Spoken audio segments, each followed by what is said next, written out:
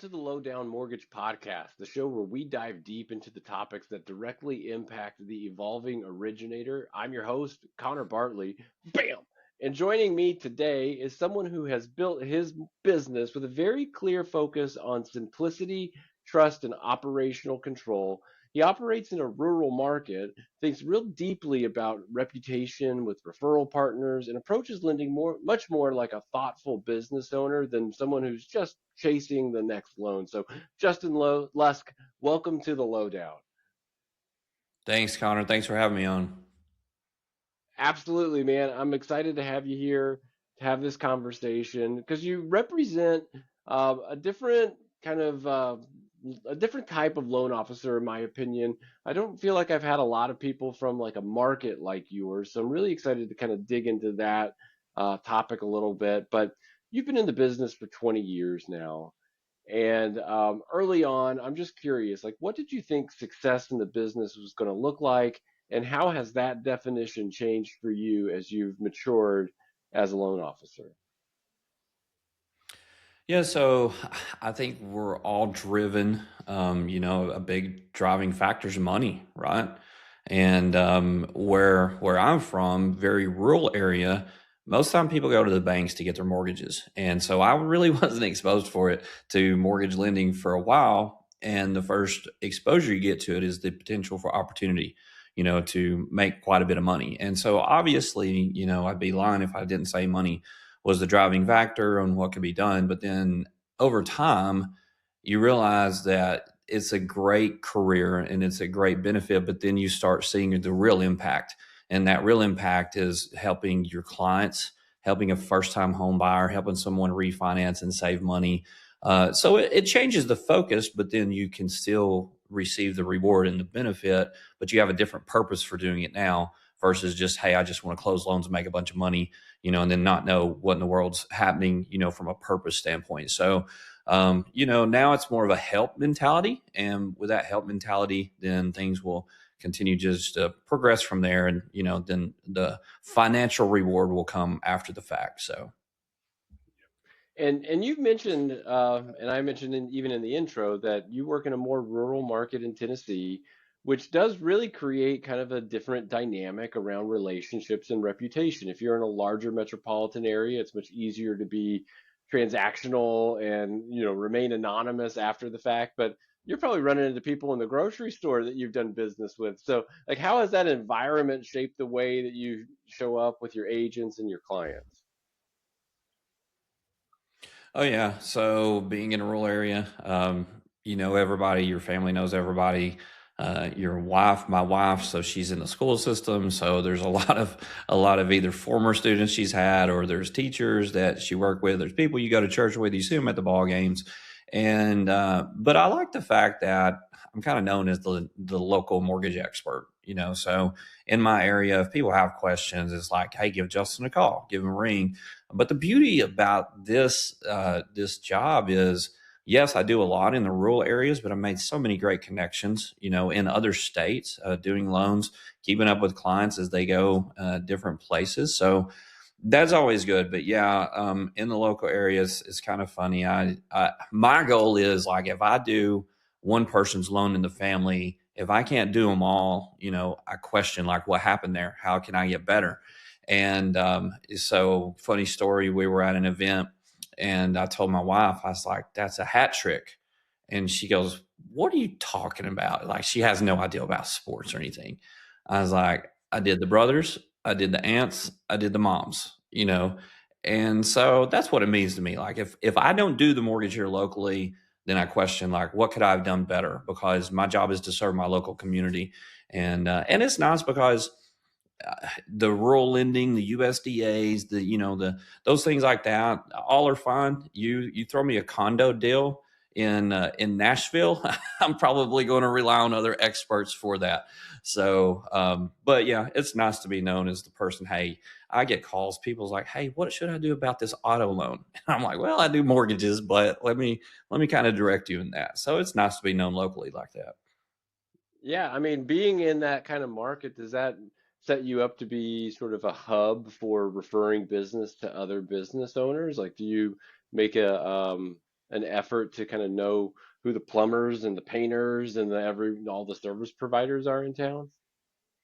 Yeah, there's a lot of connections that you obviously make. When you have that, depending on scenario, if it's somebody within the transaction, whether it's the title companies, the insurance agent, financial advisors, CPAs, and then you learn what your clients do, and there's potential that you're going to need their services. Not only that, then you can help out with your other clients. Hey, I just did a deal with this guy. This is what he does. I think he can help you out. So yeah, it's always nice to have connections. I go and I visit my wife's class and talk to them, a bunch of seniors, about mortgages. And I'm like, honey, they're not going to remember this. But I try to be relatable from the aspect they're trying to figure out what they want to do in life. And so, from that perspective, being able to connect with an engineer, with an electrician, with a doctor, with a lawyer, with whatever it may be, I can give them the perspective on what they're looking at for their career. And so, yeah, it's always nice to have the connections that just, builds your circle of influence around you. Yeah, well, I think that's great that you're going up to the school and like planting the seeds with the seniors. Um, do you find that they like come back to you later on and say, I remember when came to the school when I was a senior, or are you having those interactions? Because I mean, financial literacy is a topic that gets ignored a lot in school as kids are growing up. And so there's a lot of misconceptions out there. And so I'm just kind of curious what it is that you're taking to those conversations and what the feedback's been. Yeah, so it's a senior class, and a lot of them are at the point, like, you understand, is mom and dad, are they renting? Do they own a home? So they can relate to you a lot better. And yes, I financed her former students before. Now at the time I'm speaking to them right now, I mean, they're a senior, like they're ready to get out of school. They have a glazed look over their face, like the last thing they could care about is home ownership. So I try to lighten it up. I try to give unique stories and things. And then I close out the class. I'm like, listen, if you remember anything from this, is that Miss Lusk, bald headed husband, came in, talked to you about buying a house. So when you get in your career, when you get out of college, and it's time, like, I don't have a Snapchat, but some way figure out how to hit me up and I'll take care of you. But it is important because the financial literacy, which I'm proud, because the school system she teaches out, there's some different curriculums there. It kind of gets bypassed because a lot of people, they're not in the system, they don't think it's taught. It actually is, but it's about what you retain. So by going in and letting them know, guys, there's life expenses that are going to happen. You're going to graduate, you're either going to get a job, you're going to go to college, you're going to get some type of certification, but expenses are about to happen. And so, yeah, it's really important to let them know, and hopefully it plants the seed so the one, they can come back and, say, hey, I remember you tell me, now it's time to buy a house. Yeah. Well, that's great. I love that you're doing that. So to transition now to more like process oriented things, you've said that you want your business to be more plug and play rather than just dependent on any one person or company. And I'm just curious, like what pushed you toward that mindset and what did you have to rethink in order to start building that way? Yeah, so I think early on in my career, I was just sold on the flashing lights. Oh, mortgage companies, they're calling, and we have this and we have that, and there's tons of technology, and it's expensive, especially if you go corporate level.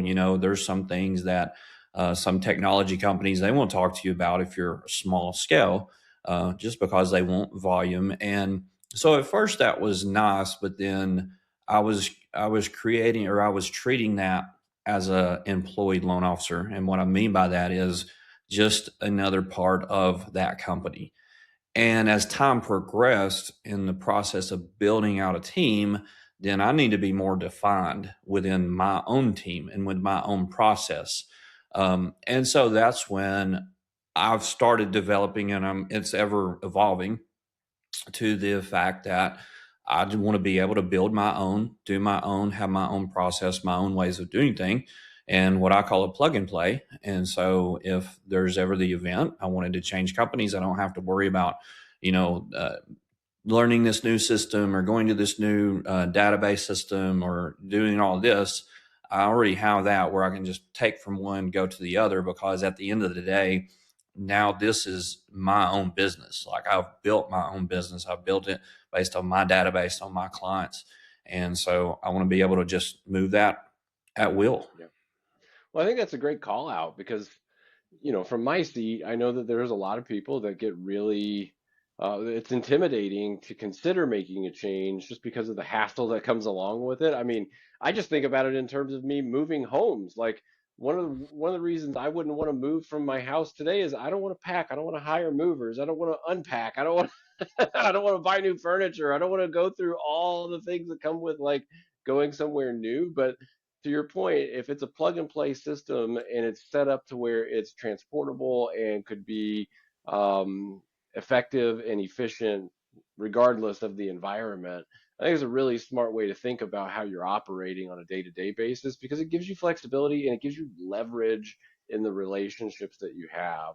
Um, so I guess adding to that, now you've been a little more intentional about investing in coaching and in technology, even when others sometimes hesitate on that. What helped you kind of shift from seeing those things maybe as expenses rather than seeing them as leverage? Yeah, so I think especially if it's a newer loan officer out there, there's those costs, right? And if you're not really closing that many deals, then it's hard to look at it as an investment. You are looking at it as a cost, and doing this over time, and you get to a certain level, and you just don't feel like you can get beyond that level. Mhm. So the way I look at it, like the systems that I put in place and the softwares that I pay for, like there's a reason for those. Like I'm intentionally putting them into my process. And then from the coaching aspect, I've been in some different programs, but from the coaching aspect, why not learn from others who have broken the barrier of where I'm at right now to get to the next level? And so I think you do have to look at it as an investment and not a cost. You got to look at it as a rate of return. Are you going to get a rate of return on that to help, build your business, grow, build your income, things like that? Um, but it's like anything else, and any coaching program will tell you this. And if they don't tell you this, you don't need to be in it. They will tell you you're only going to get what you put into it. So if you're just gonna pay for a monthly subscription and you're not going to show up, you're not going to do the work, you're not going to get a return on it. But I have seen the success from others. The program that I'm in is like my coach is killing it. And so why wouldn't I want to learn from him? Why wouldn't I want to just dig in and see what he's doing to make my team better and to grow our team? Yeah, I think a lot of times it's a who not how conversation, right? We can rack our brains and try over and over again to figure things out on our own and make a lot of mistakes and take one step forward, two steps back sort of thing. Or we can find the people who have done the things that we want to do and reach out to them and find out what mistakes they made along the way so that we don't make the same ones and try and really be more effective moving forward. So I think that's really smart to, get involved in those programs where you have access to the other loan officers that are either in the thick of it like you are and you can collaborate with or have already been there, done that, and you can ask them questions to help you avoid some of the pitfalls that they ran into. Um, so just out of curiosity, I know, um, this is maybe one of the toughest questions to answer for any loan officer out there, but I'm just curious, like if you were explaining your value to an agent without mentioning rates or loan products, what would you want them to say about working with you? Yeah, so it's a great question, and it's hard. It's hard to just spit out there, because if you're obviously social media after the recent news over the last week, everybody's promoting rate, right? Rate. Unfortunately, 90% of them were only accurate for a short window of time, and then that's out the window.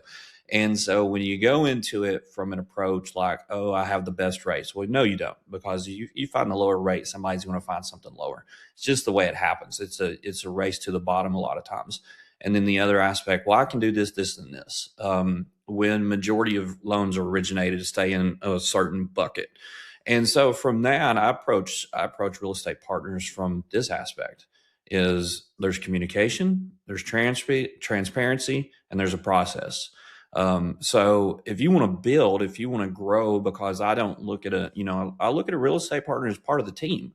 And so, hey, this is the process. This is the way it goes. This is the way our team handles it. Also, there's always open communication. There's a clear understanding and there's transparency. Um, Over the last 4 months, I guess I've had a deal a month I've rescued. And when I get the file, I ask the or I ask the real estate agent, I ask the borrower, what's going on? Like, why are you not at the closing table? What's happening? I don't know. I don't know. And so it's like, how do you not, like, let me lay this out for you real quick. Here's the hurdles we have to get across. Okay. If we can get across those, we can get you to the closing table. But if not, I can understand why your loan's not going to get closed. And fortunately, we've been able to work those out, but it takes the understanding. And it's just surprising to me, number one, the pre approval letter that was even written in the first place. And then number two, just the clear, of not understanding why they're in the situation, needing another extension. So, you got to have communication, you got to be transparent, and you got to have a process in place. So, kind of on that point, like where do you see other loan officers maybe unintentionally damaging trust with their referral partners? Because it sounds like it's boiling down to communication and maybe like that they're just trying to fill the hopper as fast as they can. But I'm just curious your take on that. I think there's overpromising.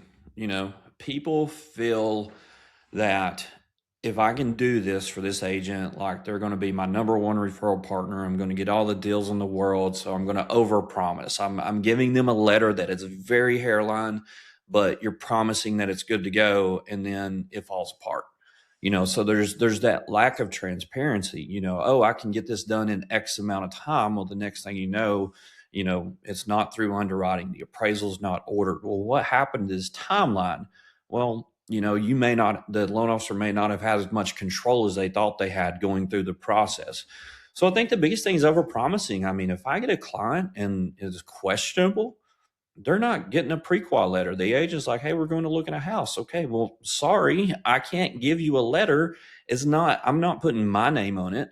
And so this is where they're at. One of the biggest obstacles in today's industry is variable income. If I get an application with someone who's had a couple of job changes, they work an hourly rate, I'm not sending that letter over right after the application comes in. I'll tell the agent, I've got to get verifications of employment. I got to see a history. Whereas another loan officer just sees it come in and says, we'll figure it out. I want to know where we're at on the front end. I don't want to figure it out in the process to see if it will stick together. There's a lot of lives hanging on a thread in this transaction. There's a lot of moving parts. And so I'm not going to figure it out. I'm going to let you know up front what I think about the file. Yeah. And so you've started building a team and you've talked about just in kind of preparing for this that there are moments where maybe you've been real busy but just not as effective. What was the hardest part about stepping back from doing everything yourself and starting to kind of delegate and trust others with parts of the process? Yeah, so I'm glad you're not interviewing my loan partners on this. They could probably tell you a lot. They could probably write a book, but it's just it was about wanting them to do it the way I wanted it done. And so a lot of the learning process was like, maybe my way wasn't the right way, but it still got done. And so when you're developing a team, there's different personalities, right? And so you have to rely on them, because if not, you're going to be stuck in the emails. You're going to be stuck on the phone all the time. You're going to be stuck getting conditions. And so you just build that team, and you have to have grace with each other. And but you learn from transactions. You say, hey, well, next time maybe I should have done it this way. There's been times that I've said, hey, why didn't we do this, only to be informed of something that we couldn't have done it that way. And so it is relying on people to do it. You got to build that trust. You got to build that team. You got to show that grace, and just kind of work from there. Yeah. What would you say was like the most uncomfortable part of the process that you let go of, or what was the hardest uh, Oh, it's part of it to control. delegate? It's just, yeah. So like I mentioned before about the over promising, like I want to make sure if my real estate partners get an approval letter that it's solid. And so, I would want to like, well, let me look over the file. Like, let me look over everything and stuff like that. And I'll send the pre-approval letter. And so, it took a few times for my loan partner to issue the approval letter, and things went fine. Things were great, but it was just kind of letting go because in my mind, I thought I was the only one that could structure a loan out there in the world. I thought I was the only one that knew how to do it the way that the customer wanted it done. And that's not true at all. Like I've been stumped so many times by better ways of doing it, or figuring out the way for the approval or adjusting it that way.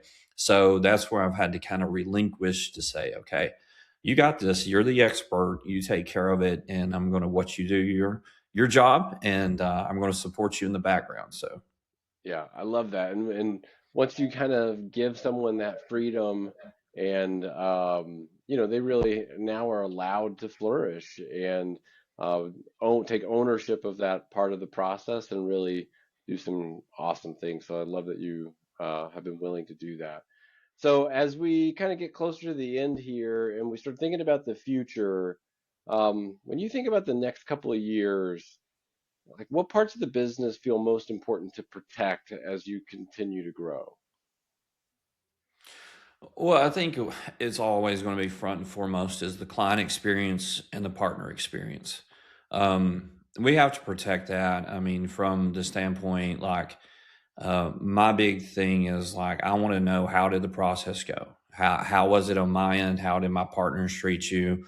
As far as like my loan partners, processor, branch production manager, like how was the process? Because that in itself, when I ask people, hey, would you mind to give me a Google review if we did a good job? And I tell them, if we didn't, please let me know what we did, because in my world, in our world, reviews are our credit report. Someone with a 5-star review is a high credit report. Someone with a low one, guess what, is a bad credit report. So we have to protect the experience, but we also have to protect the experience for our real estate partners. Into the aspect, like there's no greater compliment when a real estate partner says, Justin, you know, I want you to, I want you to take care of these clients because I know, number one, you'll communicate. Number two, you're transparent. Number three, you get us to the closing table. So that's huge. When you're trying to help someone build their business, then that's a huge responsibility. So we always want to make sure that the partner experience is top notch as well, that they know when they refer someone over is going to be taken care of by Justin's team. Yeah. How are you benchmarking that? I mean, are you following up and asking for reviews? Or are you just making a call and saying, hey, how was the experience? Do you have some sort of document that goes out? I'm just kind of curious how you're staying on top of the experience and making sure that you're delivering every time. Yeah, sure. So obviously the goal is to some way somehow get a review, get feedback from them. Generally, I like to do it when the final CD goes out. So when the loans close, when it's packaged, like I said, software wise, I'm a big on software, and I use a software program to record a video. I go over the CD with them. I go over the numbers with them. So if they have any questions, then, before closing, to make sure to let me know. And then that's when I kind of queue them up to just say, hey, if we've done a good job for you, if you wouldn't mind, we'd love that review. So other people will know when they start researching, they'll know the experience before. And so I have good conversion on that. If I don't get it then we'll do a follow up call just to see how everything went, and we'll ask for it again there. Just and we're coming from it from a true, genuine place. Like I ask people, is there ways I can get better? I don't want you to just give me a 5-star review because I asked for a 5-star. I want you to know if it's not a 5-star review, if it's a 4-star, I want you to tell me, before you leave me that 4-star, tell me how I can improve it. So for the next client, it's a 5-star. And so, yeah, that's generally the way I do it. It's they're happy when they get that. Well, sometimes depending on how much cash to close they're bringing, but they're buying a home, right? Or they're refinancing and saving money, so they're happy. And I find that's a good time to ask for the review. Yeah, I love that. Well, and then just for anybody who's maybe struggling out there to kind of know what to do next, they're torn between working harder versus working smarter. What's one shift that you would recommend they make that's had a long-term difference for you? So we have to be adaptive to to this industry. I find it interesting when you talk to someone. It's like I was in mortgages 15 years ago. It's like, wow, things have changed substantially. You have to be adaptive. Obviously, right now is AI, right? There's you talk to certain loan officers that are like AI is going to take my job. You talk to other loan officers; they're implementing AI to improve it. I'm down on that sector, is to where I'm like, hey, I'm using it to be efficient, to work smarter, not harder. So I'm using it to be efficient in so many different ways. However, we still have to connect and we have to be relatable. Okay, so you don't let it replace you; you let it improve you. And so, from that aspect, I am a numbers guy. That's what I've always been. I've always been a numbers guy. If you ask me to organically write an essay, I'm in trouble. Like it's just not happening. Like I hate it. I would be stuck on the introduction paragraph forever. And so that's where we can see that AI can come in and help summarize maybe a loan consultation, and it gives you the points. It takes the notes for you.